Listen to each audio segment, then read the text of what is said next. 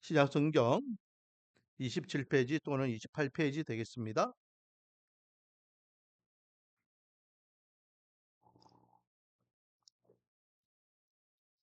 마태복음 16장 15절에서 17절 말씀 대동합니다. 이르시되 너희는 나를 누구라 하느냐? 시몬 베드로가 대답하여 이르되 주는 그리스도시요 살아계신 하나님의 아들이시니이다. 예수께서 대답하여 이르시되 바요나 시몬아 내가 복이 있도다. 이를 내게 알게 한 이는 혈육이 아니요 하늘에 계신 내 아버지시니라. 아멘. 할렐루야. 오전 예배 이후에 오후 예배로 또 주님 앞에 나와 찬양 흥배 예배로 영광 돌리는 저와 여러분에게 하나님의 한량없는 은혜와 축복이 가득하기를 주님의 이름으로 축원드립니다. 자, 우리 항상 오후 예배 때는요, 이게 한 말씀이 끝나면은 이제 그 다음 말씀 넘어갈 때에 우리 교회는 따로 제자 훈련을 하지 않으니까 제자 훈련 성격을 많이 두고 있습니다. 이제 사무엘하가 끝나고 열왕기 상을 넘어가잖아요. 그렇죠? 그래서 지난주까지 다윗 시대가 끝났습니다. 그래서 이제는 솔로몬 시대가 되는데 솔로몬 시대가 되기 전에 한 템포 쉬어가면서 우리가 이 시간 또 하나의 말씀을 근거로 해서 또 우리가 배움의 자리를 가지기를 원하는데 오늘 우리가 나눌 것은 사도신경입니다. 사도신경. 그래서 사도신경에 대해서 우리가 말씀을 어, 생각해 보기를 원합니다. 자, 이 사도신경은요, 이제 한마디로 이야기하면 증표입니다. 증표. 음, 사도신경의 의미가 뭐냐? 증표예요. 또는 식별이라고 생각합니다. 식별. 그 피아 식별이라고 흔히 이야기하거든요. 그 우리 이제 군에서 많이 사용하는데 똑같이 전부 다 군복을 입고 있잖아요. 똑같이 군복을 입고 있으면은 상대방이 적군인지 아군인지 어떻게 알겠어요? 상대방이 적군인지 아군인지 몰라요. 그래서 피아 식별하는 겁니다. 그래서 피아 식별을 어떻게 하냐면 여기에 어, 어, 팔에다가 띠를 하든지 아니면은 이렇게 헬멧에 띠를 하든지 이렇게 해요. 그래서 어, 항상 이제 작전 나가기 전에는 오늘은 흰 띠를 머리에 한다. 오늘은 노란 띠를 오른쪽 팔에 한다. 왼쪽 팔에 한다. 뭐 이렇게 그날 우리 군대만 알 수 있는 식별을 하고 갑니다. 그런데 이제 북한 같은 경우에 어, 잔입해가지고 군인 행사를 하잖아요, 그렇죠? 군인 행사를 할 때에 이 식별이 안 맞게 분명히 노란 것을 헬멧에 해야 된다라고 하는데 흰 띠를 오른쪽에 차고 오면은 이거는 식별이 잘못된 거잖아요. 이 사람은 우리 아군이 아니다, 적군이다 생각할 수 있는 거예요. 우리 편이냐 적군이냐 알 수 있는 표. 이 사도신경의 의미가 그거예요. 여러분, 사도신경이 일어날 때에, 중세시대 때에, 그 초대교회 시대 때에, 이 신앙의 고백을 통해서 진짜 믿는 사람이냐, 안 믿는 사람이냐 확인했다라는 거죠. 참 하나님의 사람이냐, 구원받은 하나님의 백성이냐, 아니냐. 그걸 알 수 있는 가장 쉽고 빠른 방법이 사도신경이라는 겁니다. 그 모습은 예수를 믿는 것 같고 교회를 다니는 것 같은데 사도신경을 온전히 하지 못한다. 그러면 그다음 그 사람은 온전한 크리스찬이 아니다라는 거죠.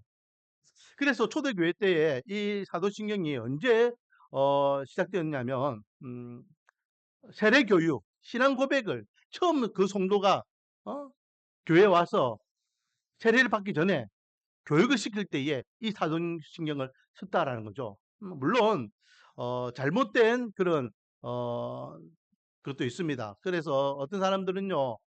사도 12명이 사도신경이라고 하니까 사도들이 신앙 고백이거든요.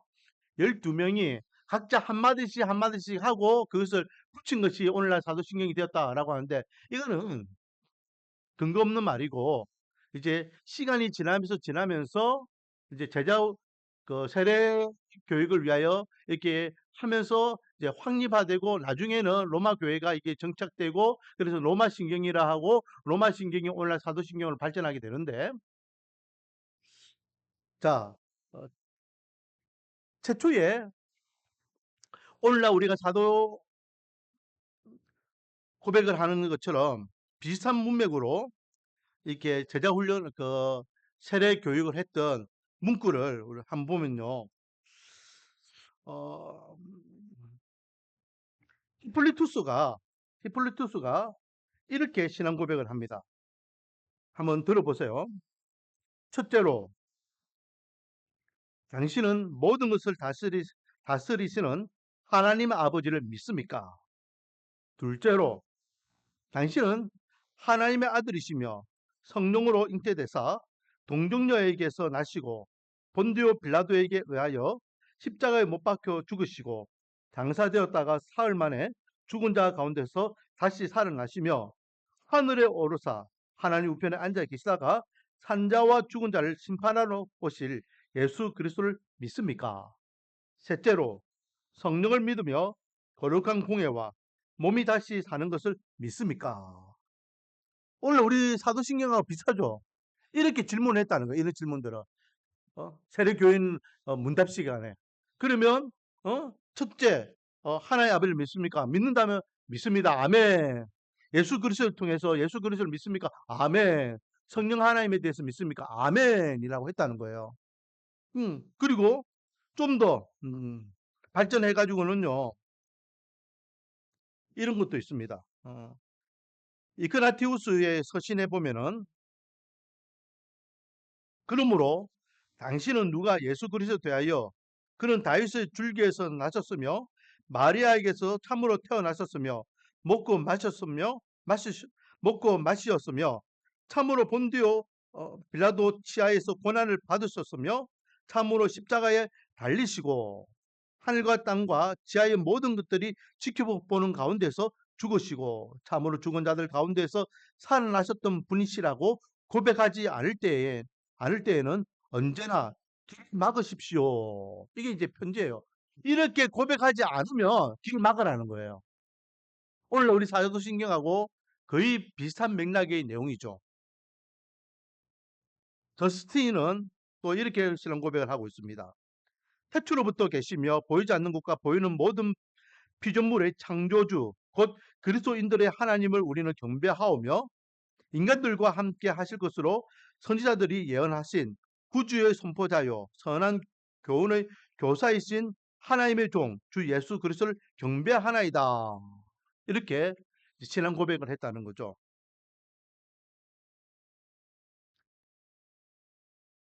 자, 마지막으로 이제 오늘날 우리가 고백하는 것과 가장 유사한 것, 약 9세기 정도에 이제 이게 틀이 만들어지는데요. 제가 한번 읽어볼게요. 이제 일명 이제 로마 신경이라고 하죠. 로마 교회에서 했다는 겁니다. 이게 이제 발전해 오늘날 우리 사도신경이 되는 거죠. 우리는 전능하시고 모든 것들을 창조주이시며 모든 시의 주제이시며 영원하시고 보이지 아니하시는 하나님 아버지를 믿습니다. 우리는 그의 독생하신 아들 우리 주 예수 그리스도를 믿습니다. 그는 성령으로 동정녀 마리아에게서 나시고 본디오 빌라도 치하에서 십자가에 못 박혀 죽으시고 장사 지낸 바 되었다가 사흘 만에 죽은 자 가운데서 다시 살아나사 하늘에 오르사 하나님 우편에 앉아 계시다가 저희로서 산자와 죽은 자를 심판하러 오실 것입니다. 성령을 믿사오며 거룩한 교회와 죄를 사하여 주시는 것과 몸이 다시 사는 것과 거룩한 교회를 통하여 영원히 사는 것을 믿사옵나이다. 자, 오늘날 우리 사도신경하고 거의 이제 일치하게 되는 것을 보게 되죠. 이렇게 사도신경이 가지고 있는 역할은 세례교인들을 이제 교육하기 위한 거였고, 또 그것을 토대로 해가지고 초대교회 교인들이 신앙 고백을 하게 됐다는 거죠. 우리가 주님을 향한 온전한 신앙 고백. 이 신앙 고백을 어떻게 하느냐에 따라서 이 사람이 참 신앙이냐 아니냐 알 수 있었다라는 거죠. 왜? 그 당시에는 이단들이 너무 많았다는 거예요. 특히 영지주의가 뭐냐면 영지주의는 이분법을 이야기합니다. 그래서 하늘의 것은 신령하고 땅의 것은 악하고 하나님은 선하고 인간은 죄악이고 이렇게 철저하게 나누는 거예요. 그렇게 되면은 예수님에 대한 문제가 걸리게 되죠. 예수님은 따라하겠습니다. 100% 하나님이시고 100% 인간이시다. 그러니까 영주주의자들 입장에서는요, 예수님에 대한 온전한 고백이 있을 수 없는 거예요. 야, 하나님이신 예수님이 어떻게 인간의 몸으로 올 수 있어? 그 예수님의 신성을 부정하는 겁니다. 그렇기 때문에 사도신경을 보면요, 여러분, 예수님에 대한 신앙 고백이 제일 많죠. 동정녀에 대해서 잉태하셨고, 동정녀의 몸으로 잉태하셨고, 그리고 빌라도에게 고난까지 받으셨다. 철저하게 인간이 이 땅에서 당해야 되는 모든 고난 고초를 예수님께서 다 감당하셨다. 완벽한 인간이시다는 걸 이야기하는 겁니다. 그래서 예수님은 완벽한 하나님이시고 완벽한 인간, 참 하나님이시고 참 인간이신 것을 신앙 고백하는 거죠. 영지주의자들은 그렇게 하지 못했다는 거예요. 그 외에도 예수님에 대하여 부정하거나 또 왜곡하는 이단들이 많았는데 그 모든 것들을 신앙적이고 성경적인 근거로 바르게 신앙 고백을 하게 만드는 것이 무엇이다? 바로 사도신경이다. 여러분, 이단들에게요, 사도신경을 해라 하면은 잘 못합니다. 왜? 자기들이 믿는 믿음의 대상이 하나님이 아니기 때문에. 그래서 이제 교회 오는 사람들, 처음 오는 사람들을 오면은 여러분들은 잘 모르겠지만 제가 예배 시간에 사도신경 하잖아요. 그러면 귀를 쫑긋 펴고 제 양반이 신앙 고백을 바로 하나하나 듣고 있어요. 물론 저도 신앙 고백을 하지만은 한쪽 귀로는 듣습니다. 그러면은 얼버무리는 사람, 안 하는 사람들도 있어요. 아, 저 사람들은 뭔가 좀 문제가 있구나. 키치할 수 있죠. 사도신경이 그만큼 중요합니다. 음, 사도신경이 어, 중요한 예우를 했고 이제 본격적으로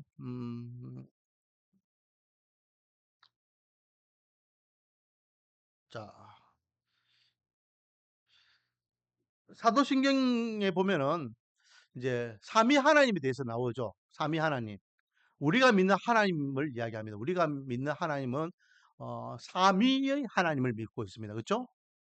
여러분, 삼위라고 하는 것은요, 세 인격의 하나님을 이야기합니다. 그래서 철저하게 성부 하나님, 성자 예수님, 성령 하나님은 각각의 하나님이에요. 그렇죠? 하나님은 한 분이신데, 어, 집에서는 아빠, 교회에서는 목사님, 그리고 또 엄마에게는 아들, 뭐 이렇게 내가 어떤 대상에 따라서 상황에 따라서 달라지는 거 아니에요. 성부 하나님은 성부 하나님, 성자 예수님, 성자 예수님, 성령 하나님, 성령 하나님이에요. 한 몸 안에 새 인격이 있다라고 해서 그렇다고 다중인격도 아닙니다. 여러분 다중인격 들어봤죠? 몸은 하나인데 인격체가 세 개야. 아니죠. 제가 유튜브를 보니까요. 어떤 아이가 이제 엄마하고 이야기하는 내용인데 그 아이는 이제 그게 AI로 만들었는지 진짜 그 아이가 이야기했는지 모르는데 그 애예, 애. 우리 하경 정도 되는 애인데 자기는 삼위일체에 대해 설명할 수 있다는 거예요. 그 삼위일체를 설명하는데 삼위일체를 뭘로 설명하냐면 어? 네이크로바로 설명하는 거예요. 네이크로바. 네이크로바 하나인데 몸은 하나인데 이파리는 몇 개예요? 이파리는 네 개가 되잖아요. 그렇죠? 그 하나님은 일체 한 몸인데 삼위 세 분의 하나님 계신다라는 거예요. 그 자기는 그렇게 삼일체 하나님을 이해하고 믿는다는 거예요. 그 여러분, 제가 그걸 딱 보면서요, 딱 떠올랐던 게 뭔지 아십니까? 몸은 하나인데 인격이 세 개면 다중인격이제요. 그렇죠? 그러면 몸은 하나인데 다중인격이 되지 않기 위해서는 몸이 세 개가 돼야 된다. 그게 뭘까요, 여러분? 쌈쌍둥이, 쌈쌍둥이. 여러분 보셨습니까? 몸은 하나인데 물이 두 개인 것. 보셨어요? 돌연변이 있잖아요. 그렇죠? 일란쌍둥이가 이렇게 완전히 이체 분리되지 못해 가지고 푸투스 나오는 거. 분명히 몸의 장기들은요 공유합니다. 그런데 머리는 두 개예요. 우리가 믿는 하나님 그렇습니까? 아니잖아요. 다른 거 볼 필요 없이 예수님께서 세례 받으실 때의 장면을 한번 봅시다. 예수님께서 세례 받을 때에 예수님은 인간의 몸으로 성육신하셨기 때문에 지금 세례 요한 앞에 육체의 몸을 갖고 계시죠. 분명히 몸을 갖고 하나님이신 인격체인 예수님께서 계셔요. 그렇죠? 자, 그리고 그때에 하늘문이 열려요. 그렇죠? 하늘문이 열려서 무슨 소리가 들립니까? 이는 내 사랑하는 아들이다 라고 이야기하시잖아요. 누가 말씀하신 거예요? 우리가 흔히 이야기하는 성부 하나님이 이야기하시는 거예요. 성부 하나님 지금 어디 계시는 거예요? 하늘에 계세요. 하늘에. 한 인격체로서 성부 하나님은 저 위에 계세요. 그러면 예수님과 성부 하나님이 붙어 있습니까? 떨어져 있습니까? 떨어져 있죠, 지금. 그리고 각각이잖아요, 지금. 그 가운데에 그렇게 하늘문이 열리니까 성령 하나님께서 비둘기 형상으로 내려와서 분명히 어디에 어떤 성부 하나님께 붙어 있는 것도 아니고 성자 예수님께 붙어 있는 것도 아니고 움직여요. 비둘기같이 움직인다 했어요. 그렇죠? 그래가지고 예수님께 다 이렇게 앉았다. 세례 요한이 나중에 제자들이 묻습니다. 당신은 예수님이 그리스도인 것을 알고 있었습니까? 나도 몰랐다. 근데 어떻게 예수님이 그리스도인 줄 알았습니까? 나도 몰랐는데 성령께서 그에게 임하는 것을 보고 나는 알았다. 라고 이야기하시거든요. 자, 보세요. 성부, 성자, 성령 예수님, 성부, 성자, 성령께서 각각 다른 인격체예요. 그렇죠? 몸도 따로예요. 그러니까 다중인격도 아니고 쌍둥이처럼 그렇게 한 몸으로 세 인격이 붙어 있는 것도 아니에요. 완전 따로예요. 그러면 제가 저번에 이야기했죠. 일체라는 말이 우리에게 자꾸만 오해를 일으켜. 일체라는 것은 몸이 하나예요. 몸체자니까.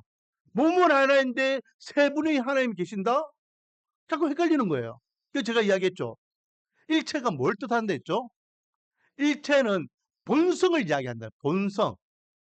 하나님의 본성이 똑같다는 거예요. 성부 하나님이나 성자 예수님이나 성령 하나님이나 같은 한 하나님이라는 거예요. 보세요. 하명호 목사나 김은주 사모나 또 우리 은민이나 인간이라는 본성과 본능은 똑같잖아요. 근데 각자잖아요. 각자. 이를 우리는 사람이라고 이야기해요. 사람. 사람이 갖고 있는 본성을 똑같이 갖고 있는 거예요. 그렇다고 해가지고 하명욱이 김문주가 되고 김문주가 하은빈이 되는 게 아니잖아요. 딱 따로예요. 마찬가지 성부 하나님이나 성자 예수님이나 성령 하나님이 따로예요.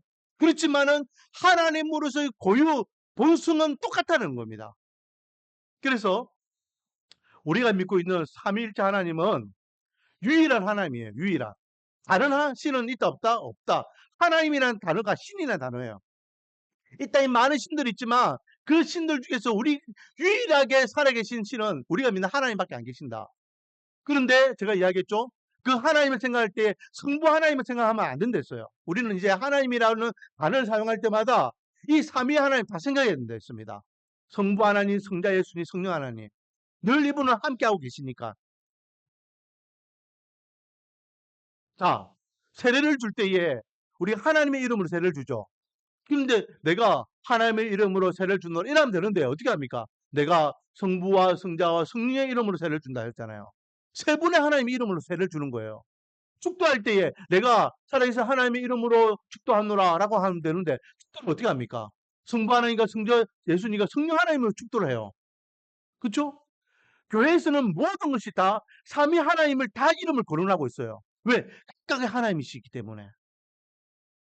그래서 사도신경에도 성부 하나님을 향한 믿음, 성자 예수님을 향한 믿음, 성령 하나님을 향한 믿음.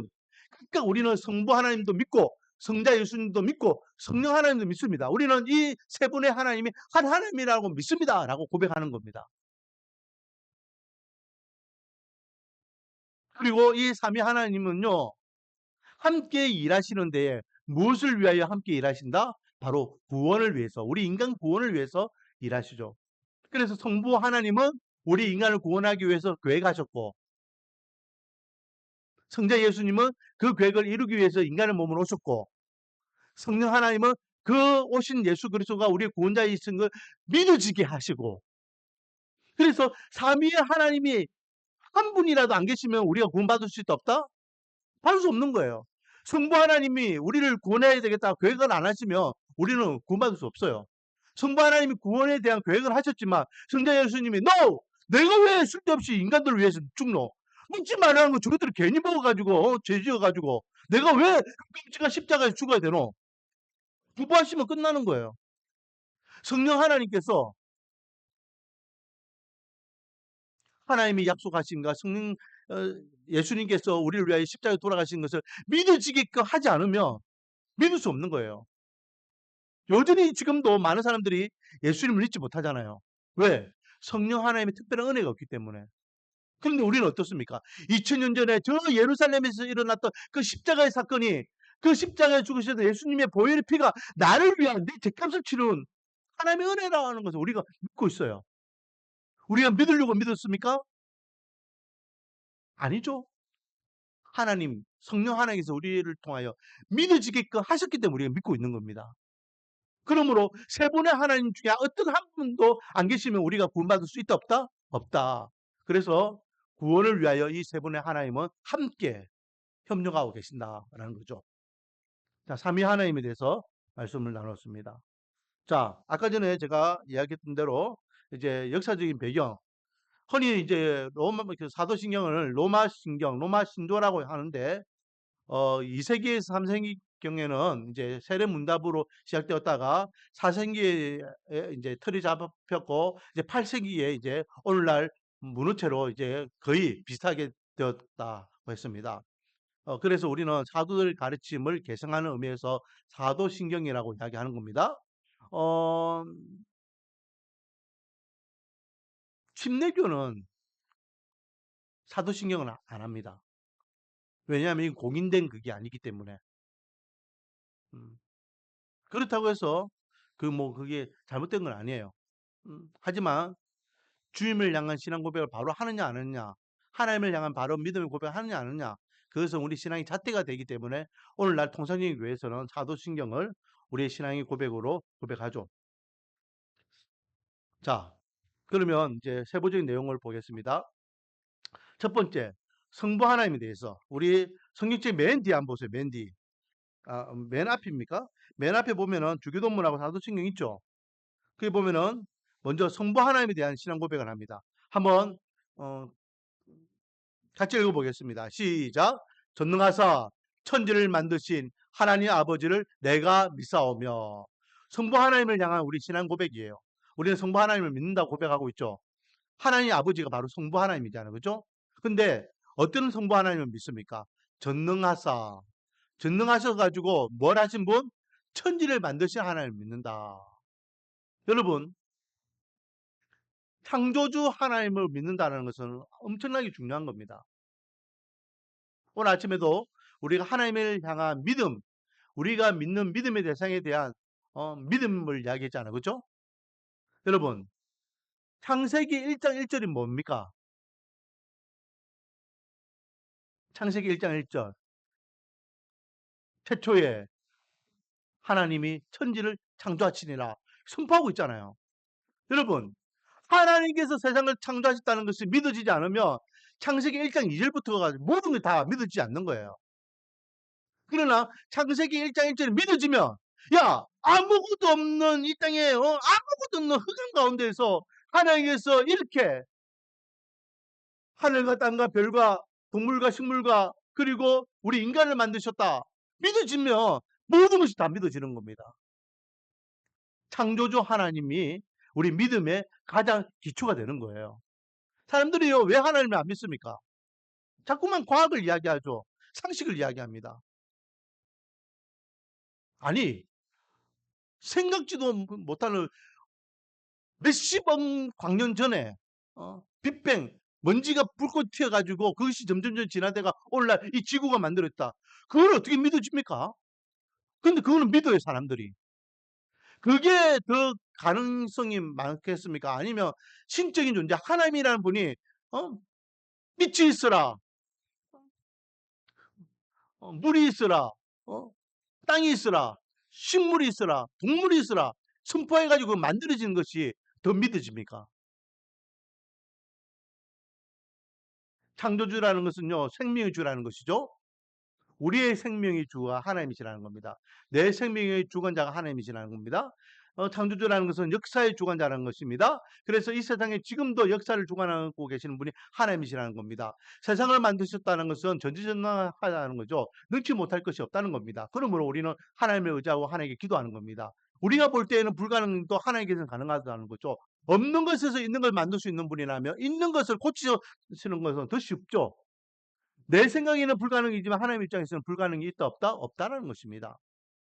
그리고 중요한 것은 그 하나님이 우리 아버지가 되신다는 거예요. 그래서 아버지 하나님을 믿습니다 라고 고백하는 거예요. 이것은 하나님과 우리와의 관계가 부자 관계가 됐다는 거예요. 제가 늘 하나님과 우리와 관계를 부자 관계로 설명하잖아요. 오늘 아침에도 제가 우리 성준이 이야기하면서 부자 관계 이야기했잖아요. 이 관계는요 사나이 관계이고 영원한 관계이고 변함없는 무한한 사랑을 이야기하는 관계를 이야기합니다. 그렇기 때문에 성부 하나님을 향한 이 신앙 고백이 엄청 중요하다는 거죠. 두 번째, 성자 예수님을 향한 신앙 고백입니다. 이 성부 예수님에 대해서는 좀 많죠. 자, 몇 가지를 나눠서 보겠는데 첫 번째는 그 외아들 따라하겠습니다. 같이 읽겠습니다. 시작. 그 외아들 우리 주 예수 그리스도를 믿사오니 이는 성령으로 잉태하사 동정녀 마리아에게 나시고 본디오 빌라도에게 고난을 받으사 십자가에 고난을 받으사까지 하겠습니다. 예수님의 성육신과 고난을 이야기하죠. 여러분, 예수님께서요 우리를 위하여 우리 인간의 대표자가 되기 위해서 흔히 예수님을 왕이라 하잖아요. 그렇죠? 왕이라는 것은 뭘 의미합니까? 대표자라는 거예요. 대표자. 우리가 짊어져야 될 모든 죄값을 예수님께서 왕이 되셔 가지고 대표자가 되셔서 대신 짊어지는 거예요. 그렇기 때문에 예수님은 완벽한 인간으로 이 땅에 오셔야 되는 거예요. 완벽한 인간이 아니면 우리의 대표자가 될 수가 없죠. 그래서 예수님은 완벽한 인간으로 오시기 위해서 동정녀의 몸을 통해서 이 땅에 인간의 몸으로 출산하신 겁니다. 그런데 동정녀를 사람들은 자꾸만 부정해요. 동정녀. 동정녀를요 너무 과하게도 이렇게 이야기해도 안 되겠죠. 천주교가 그렇잖아요. 천주교 같은 경우에는 예수님보다 마리아를 더 숭배하는 것 같이 보여요. 모든 성당 앞에는 무슨 상이 있습니까? 성마리아 상이 다 있어요. 지나갈 때마다 그 마리아 상 앞에 기도하잖아요. 왠지 아십니까? 우리가 예수님께 직접 기도하면 예수님께서 안 들어줄 수 있는데 예수님의 육적인 어머니 마리아에게 우리가 기도하면 마리아인 예수님께서 그 마리아가 예수님에게 이야기하면 예수님께서 우리의 기도를 들어줄 수도 있다라는 거예요. 일리가 있죠. 예수님께서 이 땅에서 제일 처음 표적을 일으켰던 표적이 뭡니까?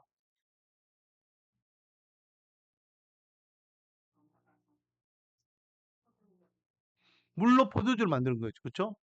그때 물로 포도주를 만들 때의 영향력을 행사했던 사람이 누구예요? 마리아잖아요.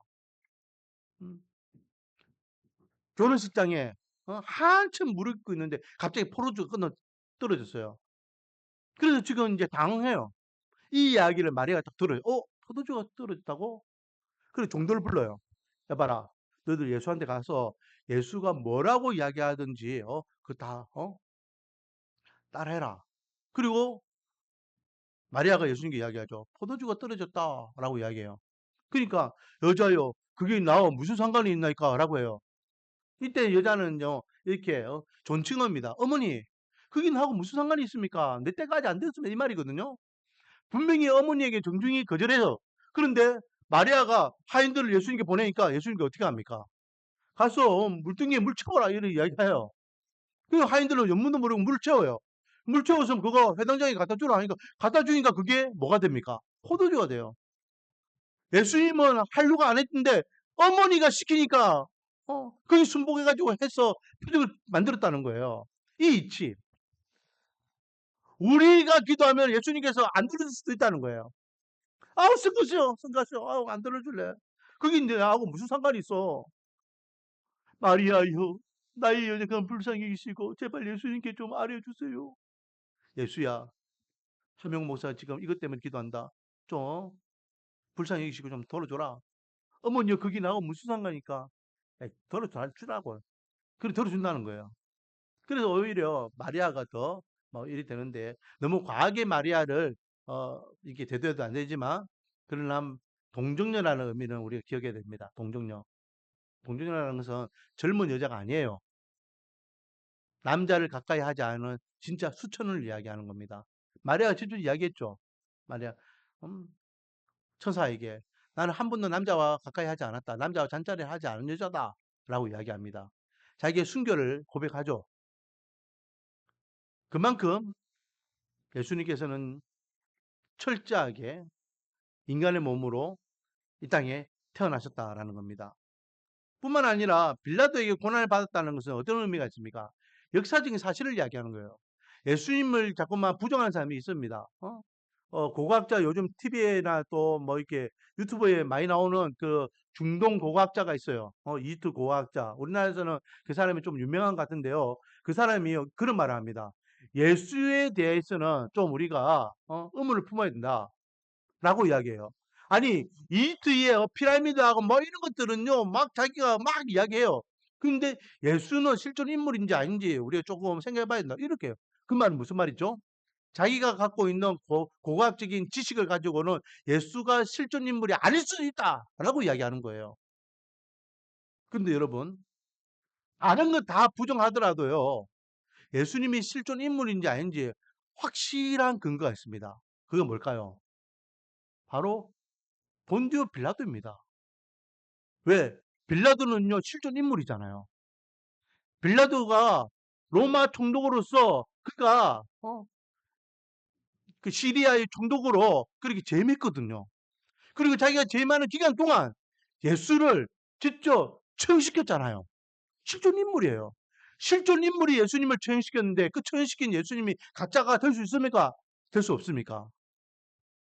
본디오 빌라도가 존재하는 한 예수님은 실존 인물이다 하는 것을 우리는 기억해야 됩니다.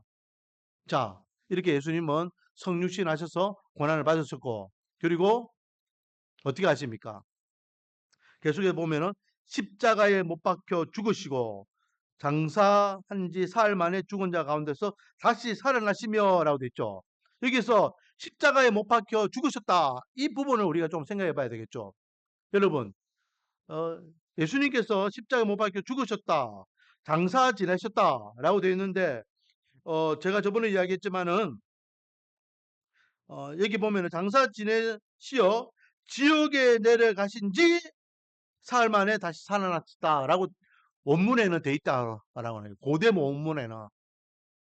그래서 이게 오해의 소지가 있어가지고, 이거는 이제 오늘날은 빼버렸다는데, 예전에는 옛날 성경에는 뺐는데, 다시 이 새 번역에는 이제 다시 넣었어요. 정식 문구에 안 넣고 이제 간주로 넣어놓은 겁니다. 칼빈 같은 경우에도요, 이렇게 이야기합니다. 여러분, 저 앞에 보면 맨 밑에 보면서 칼빈의 견해. 우리는 칼빈 견해를 따르잖아요. 그죠? 칼빈 같은 경우에도 이렇게 이야기해요. 십자가에서 겪으신 지옥 같은 영적 고통을 의미한다. 예수님이 진짜 지옥에 내려가신 것이 아니라 십자가에서 당하시는 고난과 고통이 지옥에서 당하는 고난처럼 그렇게 고통스러운 것을 지옥에 내려갔어라고 표현했을 뿐이다. 이 말은 무슨 말이죠? 칼빈도 예수님께서는 지옥에 내려갔다고 생각하지 않아요. 많은 사람들이 부정하죠. 왜? 예수님이 하나님이신데 어떻게 지옥까지 내려갈 수 있냐 이 말이죠. 근데 여러분, 분명히 예수님은 지옥에 내려가셨습니다. 왜요? 우리의 죄값을 치르기 위해서 우리는 정령 죽으리라는 그 말씀이 육적인 죽음과 영적인 죽음이 같이 있다는 걸 우리 알죠? 자, 그러면 영적인 죽음이 뭡니까, 여러분? 영적인 죽음.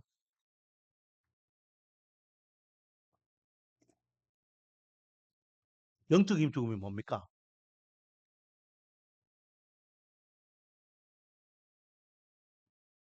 영적인 죽음. 영적인 죽음, 지옥 가는 거잖아요. 그렇죠? 영원한 죽음을 이야기하는 거잖아요. 그 영적인 죽음, 우리는 예수 그리스도의 보혈의 피가 아니면 죄와 허물로 죽을 우리는 영적인 죽음을 맞이하는 거예요. 지옥 가는 거예요. 그럼 우리가 가야 될 그 지옥을 예수님께서 대신 갚아주시기 위해서 예수님께서 대표자가 되시기 때문에 지옥에까지 가셨다가 그 사망 것을 깨뜨리고 부활하시는 거예요. 할렐루야. 그게 근거되는 말씀이 있댔죠. 그 근거되는 말씀이 뭡니까? 그냥 인간은 생각으로 이야기하면 안 돼요. 철저히 우리는 말씀에 근거해서 봐야 되죠. 베드로가 분명히 이야기했습니다. 베드로 3장 19절 말씀 제가 한번 찾아 읽어볼까요? 베드로 3장 베드로전서 3장 19절 열심히 적으면 뭐합니까? 대답은 못 하시는데. 자, 베드로전서 3장 19절 제가 읽어볼게요. 그가 또한 영으로 가서 옥에 있는 영들에게 선포하시니라. 뭐죠? 예수님께서 죽으셔가지고 그 영이 어디 가셨다? 옥에 내려가서 그곳에서 뭘 선포하셨다? 영들에게 선포하셨다. 그리고 사망 것에 이기시고 부활하신 겁니다. 할렐루야. 여기서 옥은 뭡니까? 지옥을 이야기해요. 지옥. 그러므로 하나님이신 예수님께서 지옥에 갈 수 있냐? 여러분, 지금 십자가에 돌아가신 예수님은요, 하나님으로서 십자가에 돌아가신 게 아니에요. 인간으로서 인간의 대표자가 돼서 십자가에 돌아가신 거잖아요. 그 인간이 그 죄 때문에 하나님께서 십자가에 달리신 예수님을 쳐다보지도 않으셨다 했어요. 근데 자꾸만 예수님은 하나님이신데 하나님이신 예수님이 왜 십자가에 내려가서 십자가에 내려가실 이유가 뭐야? 십자가에 내려갈 수 있는 게 아니야. 그 말씀이에요. 예수님이 왜 십자가에 돌아가셨는지, 예수님께서 죽으신 의미가 뭔지를 자꾸만 까먹고 있어요. 예수님께서는 내가 가야 될 지옥을 대신 가셔가지고 그 옥문을 깨뜨리신 거예요. 그래서 우리는 더 이상 지옥에 갈 이유가 없다는 거죠. 아니, 우리 더 이상 지옥에 갈 수 있다 없다? 없다는 거예요. 왜? 예수님께서 내가 가야 될 지옥을 대신 가셨기 때문에. 그리고 그것을 참은 것을 깨뜨리고 이기시고 부활하셨다는 겁니다. 할렐루야. 자, 두 번째는요, 예수님에 대해서 부활과 심판입니다. 부활과 심판. 계속해서 우리 읽어보겠습니다. 자, 시작. 하늘에 오르사 전능하신 하나님 우편에 앉아 계시다가 저희로서 산자와 죽은 자를 심판하러 오시리라. 아멘. 바로 부활의 주를 우리가 믿는다는 거죠. 부활의 주는요, 두 가지 의미가 있습니다. 예수님께서 2000년 전에 진짜 십자가에서 죽으셨다가 사망 권세 이기시고 부활하신 그 주님, 그 주님이 부활의 첫 열매가 되십니다. 할렐루야. 우리는 그 부활의 주님을 믿고 있습니다. 그래서 우리의 신앙 고백은요, 부활 신앙이죠. 그 두 번째 의미가 있습니다. 그 부활 신앙이 바로 두 번째 의미죠. 우리는 이렇게 주님께서 부활하셨던 같이 언젠간 주님께서 재림주로서 심판주로서 이 땅이 마지막 때에 오시게 되면 그 예수님과 함께 천국에서 영생의 기쁨을 누리게 될 것을 믿는 겁니다. 할렐루야. 모든 사람들이 다 부활해서 먼저 죽었던 성도들이 먼저 일어나고 나중된 자들이 이제 같이 하늘에 올려가서 부활의 몸으로 천국에서 영생의 기쁨을 누릴 것을 사도 바울이 분명히 밝히고 있었죠. 예수님의 부활은 예수님께서 직접 부활하신 것과 그리고 우리 또한 부활할 것을 약속하고 계시고 우리 부활 신앙은 예수님이 부활한 것을 믿고 또 우리 또한 부활하여 영생의 기쁨을 누릴 것을 믿는 것입니다. 그 부활의 주는 마지막 때에는 심판의 주가 되는 거고 그 심판의 주로 오시는 분이 재림주가 되는 겁니다. 그런데 엉뚱하게도 예수님의 첫 번째 죽음을 실패라고 이야기하고 자기가 새로운 메시아라고 이야기해요. 자기가 메시아가 되려고 하면 한 번 죽고 다시 와야 돼요. 왜? 성경에는 예수님께서 두 번 오시거든요. 한 번 오신 예수님께서 나중에 다시 오시겠다라고 말씀하셨잖아요. 몇 번 말씀하셨습니다. 다시 오시겠다. 다시 오시겠다. 한 번 오면 그게 진짜 아니에요. 분명히 재림주가 돼야 돼요. 두 번째 오셔야 되는 거예요. 자, 마지막 세 번째. 우리는 어떤 하나님을 믿습니까? 성령 하나님을 믿습니다. 자, 마지막 보겠습니다. 시작. 성령을 믿사오며 거룩한 공예와 성도가 서로 교통하는 것과 죄를 사하여 주시는 것과 몸이 다시 사는 것과 영원히 사는 것을 믿사옵나이다. 예수님께서 다시 예수님께서 올라가셔야지만 너희들에게 더 유익하다라고 말씀하셔요. 왜? 예수님께서 올라가시면 바톤을 타치하고 누가 오시기 때문에 성령 하나님께서 오시기 때문에 그래서 성령 하나님께서 오셔서 뭐 합니까? 우리가 하나님의 약속의 말씀을 믿고 예수 그리스도가 우리의 구원자인 것을 믿고 그 믿음을 가지고 우리가 신앙생활을 할 수 있도록 도와주는 분이 성령 하나님이잖아요. 그리고 그렇게 믿는 자들의 모임이 바로 교회가 되는 것이고 사도행전 2장이 그렇게 초대교회가 성령의 강력한 임재하심을 통해서 세워지게 되었다. 그리고 서로 교회 안에서 교통한다는 것은 교제한다는 겁니다. 그리고 제사함에 대하여 또 부활에 대해서 성령 하나님께서 영생에 대해서 계속해서 일깨워 주신다는 거예요. 우리의 믿음과 신앙, 부활 신앙을 끝까지 지켜주신다는 겁니다. 이걸 좀 어려운 말로 따라하겠습니다. 성도의 견인. 몇 번 이야기했습니다. 기억나십니까, 여러분? 그게 무슨 뜻이에요?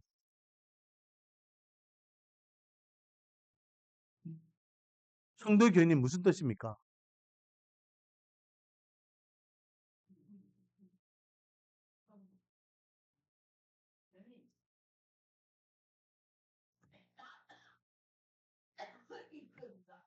천국으로 우리를 이끌는다. 우리 믿음과 신앙이 흔들리지 않도록. 그게 성령 하나님의 역할이라는 거예요. 자, 이렇게 해서 어, 굵고 짧게 우리가 이제 신앙 고백에 대한 사도신경에 대한 그런 내용들을 고백했습니다. 한마디로 이야기하면 사도신경은 뭐라고요? 삼위 하나님을 향한 믿음의 고백이에요. 우리가 믿는 하나님은 삼위 하나님입니다. 세 분의 하나님. 그래서 성부 하나님을 향한 믿음, 성자 예수님을 향한 믿음, 성령 하나님을 향한 믿음. 이 세 분의 하나님이 협력하여서 하시는 일은 뭐다? 협력해서 하시는 일은 뭐다? 목이 아파라고 이야기를 했는데 우리 구원이라 했잖아요. 구원.